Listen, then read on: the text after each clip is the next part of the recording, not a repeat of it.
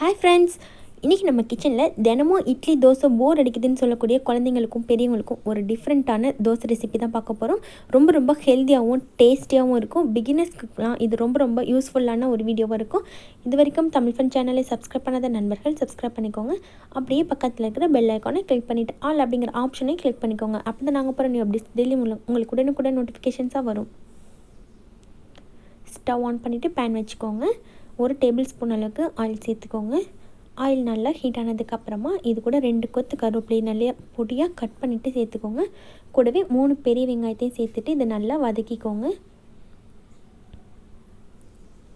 வெங்காயம் ஒரு 50% வரைக்கும் வதங்கி வர வரைக்கும் வதக்கிக்கோங்க. ரொம்ப அதிகமாக வதங்கிட வேணாம். இப்போ இது கூட 2 பச்சை மிளகாய் பொடியாக கட் பண்ணிவிட்டு சேர்த்துக்கோங்க.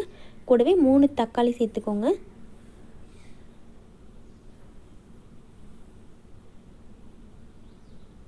இப்போ தக்காளி கூடவே 1.5 டீஸ்பூன் அளவுக்கு உப்பு, 1 டீஸ்பூன் அளவுக்கு மஞ்சள் தூள், அப்புறமா 2 டீஸ்பூன் அளவுக்கு மிளகாய் தூள் எல்லாம் சேர்த்துட்டு நல்லா கலந்து விட்டுக்கோங்க. வெங்காயம் தக்காளி கூட சேர்ந்து மசாலா நல்லா வதங்கி வரணும். தக்காளி நல்லா ஜூஸியாக வதங்கி இருக்கணும். மீடியம் ஃப்ளேமில் வச்சுட்டு அடிக்கடி நல்லா கலந்து விட்டுக்கோங்க. பாருங்கள், தக்காளி இந்த அளவுக்கு நல்லா ஜூஸியாக வதங்கி வந்திருக்கு. இப்போ இது கூட 4 முட்டை சேர்த்துக்கோங்க.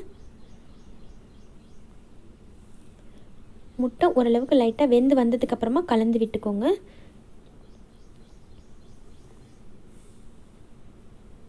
எப்போதும் ஒரே மாதிரி டிஃபன் செய்கிறதுக்கு இது போல் டிஃப்ரெண்ட்டாக செஞ்சு கொடுத்தோன்னா குழந்தைங்கலேருந்து பெரியவங்க வரைக்கும் எல்லாருமே ஜாலியாக சாப்பிடுவாங்க. இப்போ முட்டை நல்லா வெந்து வந்ததுக்கப்புறமா நல்லா கலந்து விட்டுக்கோங்க. இப்போ லாஸ்ட்டாக இது கூட பொடியாக கட் பண்ண கொத்தமல்லி இலைகள் 1/4 கப் அளவுக்கு சேர்த்துக்கோங்க. நம்ம தனியாலாம் சேர்த்து செய்யும்போது கொத்தமல்லி இலைகள் கருவேப்பிலையெல்லாம் குழந்தைங்க எடுத்து போட்டுருவாங்க, சாப்பிட மாட்டாங்க. இது போல் சேர்த்து செஞ்சு ஸ்டஃபிங்கில் நம்ம கொடுக்கும்போது ரொம்பவே ஜாலியாக சாப்பிடுவாங்க, சத்தும் அதிகமாக கிடைக்கும்.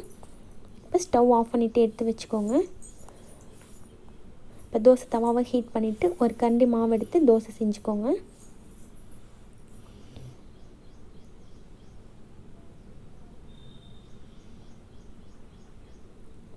ஒரு டீஸ்பூன் அளவுக்கு ஆயில் சேர்த்துக்கோங்க.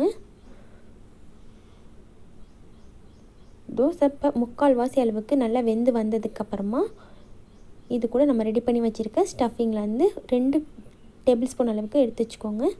எடுத்து வச்சுட்டு இதை நடுவில் மட்டும் ஸ்டஃபிங் வச்சுக்கோங்க. எல்லா இடத்துலையும் பரவலாக இல்லாமல் நடுவில் மட்டும் ஸ்டஃபிங் வச்சுட்டு இப்போ 2 சைடும் மடக்கி விட்டுக்கலாம்.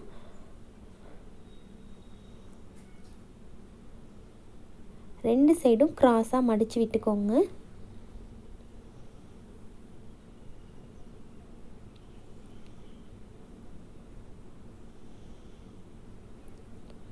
மடிச்சுட்டு மீதி இருக்க பகுதியை மேலே தூக்கி வச்சு மடிச்சுக்கோங்க.